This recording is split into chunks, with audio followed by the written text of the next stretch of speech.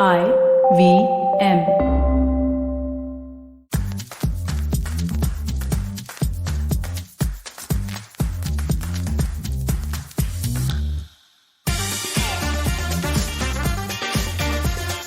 This isn't the first time that I have spoken about loneliness. And if you go onto my Instagram, you will find me talking about it every now and then.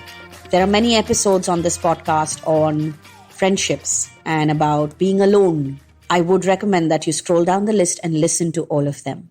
Hi, I'm Chetna, your favorite positive action coach, and this is Say No to Drama. Loneliness is often considered to be an epidemic in our current world. So many people feel it. So many people are suffering due to it. But what is causing it? Now, I'm no expert in terms of having done any long research or having participated in any kind of major studies. Everything that I'm going to tell you is based on my experience, which in the larger scheme of things is quite limited to my clients and people in my world. But here's what I see. I see a generation of older people, and I'm talking about those who are 60 plus, feeling lonely because of failed marriages and having grown old with a partner who did not understand them and expecting too much from their children, wanting their family to fill the void that they are experiencing, having gotten stuck in a kind of a victim story, and now at this late stage in their life being unable to really fulfill anything for themselves. That's one version that I'm witnessing. Another version that I'm witnessing is people generally who are refusing to get out there and make friends. And this is people in their 30s, 40s. Why? Because they are constantly judging themselves. Even if the world can't be bothered to think about them, they have decided that the world has judged them and that they are not good enough and that their life is not successful according to society standards, and so they don't deserve to be out there with anybody. Their own fears based on how they see themselves has led them to isolate themselves. And then I'm seeing a third set of loneliness or third set of lonely people, which is teenagers. They are lonely because, again, judgment and this entire space of proving themselves and trying to fit in and people pleasing is so loud and so obvious. Think about the kind of life you want to live. Now, some people are generally introverts, which means that they don't feel the need to have 30 friends, but even they do need 2 and 3 friends. And I hope that if you are one of them, then you are listening to this and you have those 2 or 3 friends and you stay in touch with them regularly. Think about the kind of life you want to live, visualize it, and then ask yourself, in order for me to live this life, what kind of a person do I need to be and what do I need to do? Nobody envisions a lonely life for themselves.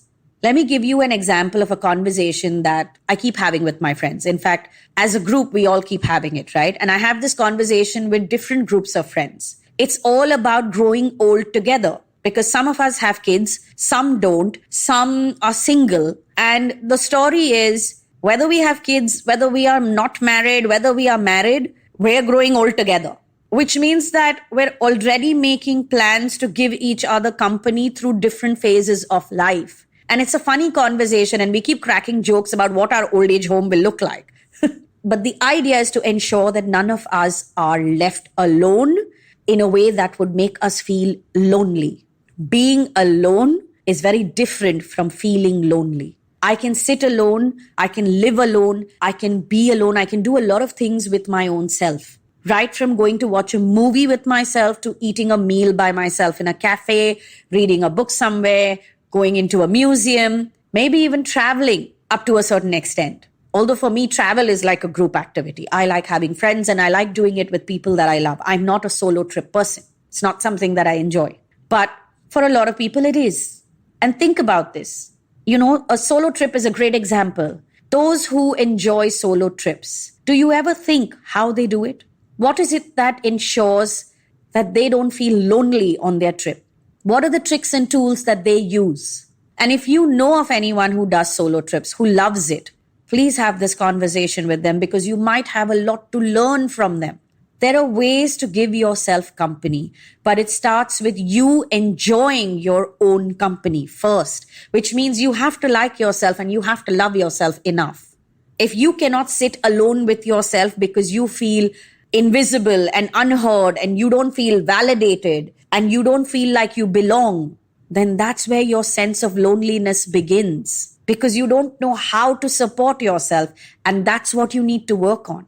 Loneliness is an epidemic because a lot of us are not investing in our relationships, starting with the one that we have with our own selves. When you picture your life, your future, what do you see? And are you making the efforts, the right kind of effort, the kind of effort that is aligned to making that future your reality?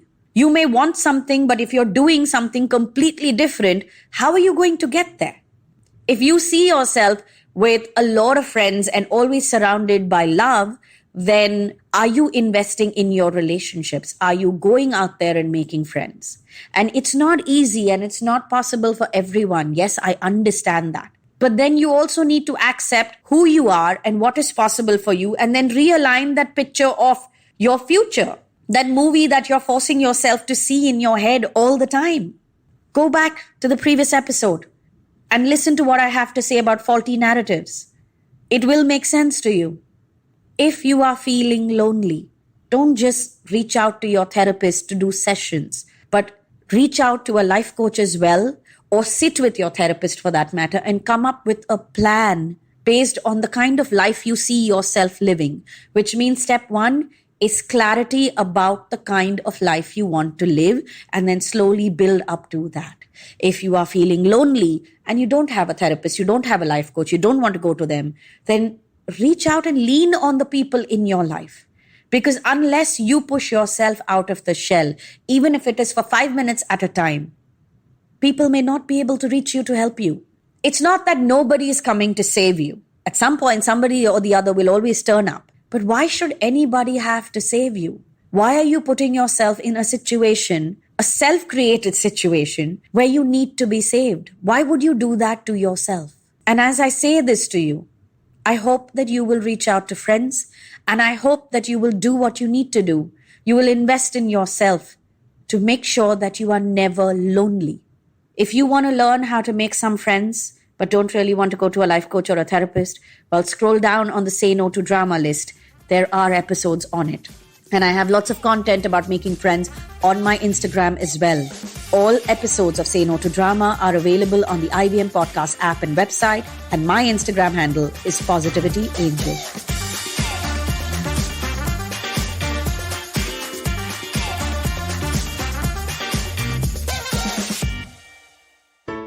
There's a quick survey to fill out on ivmpodcast.com/survey. It lets us know a little bit more about who's listening to us. And you know what? We're going to do a few prizes. So, we'll do a random drawing of maybe 10 people and we'll send you all some swag. Remember, that's ivmpodcast.com/survey where you can fill out the survey. Hey, it's been another great week on the IVM Podcasts Network. On The Habit Coach, Ashton delves into the power of meditation with spiritual guide Swami Purna Chaitanya. On Misconduct, Raghavi and Nisha tell us the story of Neha Verma, who killed 3 women in cold blood. On Cyrus Says Cock and Bull, Cyrus, Puneet, Utsav and Antariksh talk about the Tamil Nadu woman who disguised herself as a man for 36 years to avoid sexual harassment.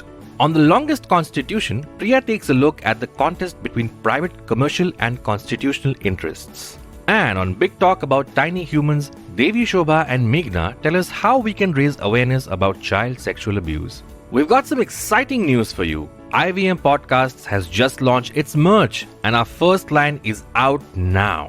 Head to the IVM Podcasts website and click on the shop tab to check out our first collection of t-shirts.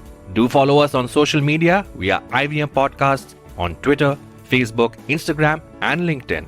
And remember, if you're enjoying this show or any of our other shows for that matter, please do tell a friend. Don't forget to rate us on any platforms you're listening on. You can also check us out on YouTube. We are also doing a small listener survey to better understand how you respond to our shows and advertising on the network. We would really appreciate if you could spare a few minutes to fill it. It helps us build better shows for you. And finally, we would like to thank our sponsors this week: SBI Life Insurance, Jupiter, a digital banking app, and Capgemini. Get the future you want.